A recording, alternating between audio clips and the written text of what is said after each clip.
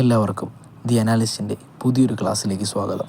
നമ്മളിന്ന് പരിചയപ്പെടാൻ പോകുന്നത് തുറു ദത്ത് എഴുതിയ ദ ട്രീ ഓഫ് ലൈഫ് എന്ന പോയമാണ്. തുറു ദത്ത് 1882 പബ്ലിഷ് ചെയ്ത ancient ballads and legends of Hindustan എന്ന് പറഞ്ഞ പോയട്രി കളക്ഷനിലാണ് ഈ പുസ്തകം നമുക്ക് പഠിക്കാനുള്ള ദ ട്രീ ഓഫ് ലൈഫ് എന്ന് പറഞ്ഞ പോയം വരുന്നത്.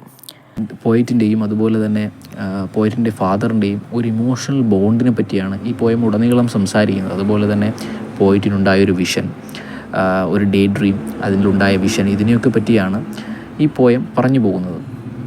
തുറു ദത്ത് ഈ പോയം എഴുതിയിരിക്കുന്നത് പോയറ്റിൻ്റെ മരണത്തിന് 4.5 മാസം മുൻപാണ്. സ്പീക്കർ വയ്യാത്ത അവസ്ഥയിൽ കിടക്കുകയാണ്. സ്പീക്കറിൻ്റെ ഫാദർ എപ്പോഴും കൂടെയുണ്ട്. കാരണം ഫാദറിൻ്റെ തുണയും കാര്യങ്ങളൊക്കെ ഉള്ളൂ സ്പീക്കറിന് ഒരു സന്തോഷവും അതുപോലെ സോളൻസ് കൊണ്ടുവരുന്നത്. വയ്യാത്തൊരു കണ്ടീഷനിലാണ്, കണ്ണൊക്കെ അടച്ച്, പക്ഷെ ഉറക്കത്തിലെന്ന് പറയാൻ സാധിക്കില്ല, കണ്ണൊക്കെ അടച്ച് കിടക്കുകയാണ്.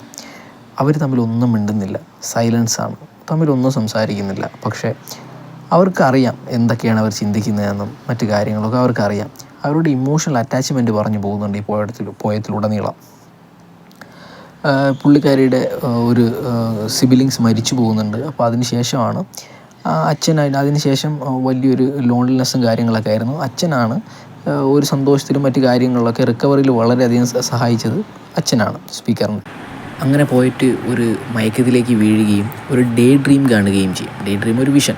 ആ വിഷനകത്ത് പോയിട്ട് ഒരു വാസ്റ്റ് പ്ലെയിനിൽ നിൽക്കുന്നതും കൂടെ പോയറ്റിൻ്റെ ഫാദറുമുണ്ട് നിൽക്കുന്നതാണ്. അപ്പോൾ ആ വാസ്റ്റ് പ്ലെയിനിൽ കൂടെ തന്നെ ഒരു ട്രീ ഉണ്ട്. ആ ട്രീയുടെ അടുത്ത് ഒരു ഏഞ്ചൽ നിൽക്കുന്നുണ്ട്. ആ ട്രീയിലാണെങ്കിൽ നിറയെ സിൽവറും അതുപോലെ തന്നെ ഗോൾഡും ഇലകളാണുള്ളത്.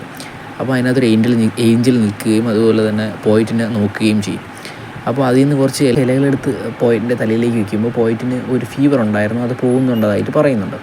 അതിനുശേഷം കുറച്ച് പോയറ്റിൻ്റെ ഫാദറിൻ്റെ തലയിലേക്കും വെച്ചു കൊടുക്കാൻ പറയുന്നുണ്ട്.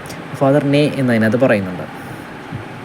അപ്പോൾ ഇതിനകത്ത് ഏഞ്ചലിനെ പറ്റി പറയുന്നുണ്ട്. ഏഞ്ചൽ ഹോളി സ്പിരിറ്റും അതുപോലെ തന്നെ ഡിവൈൻ ലവ് ആണെന്നൊക്കെ ഇതിനകത്ത് പറയുന്നുണ്ട്. അപ്പോൾ ഇത് ഇമ്പോർട്ടൻ്റ് ആണ്, ഇത് ഓർത്ത് വെച്ചിരിക്കണം, holy spirit and divine love.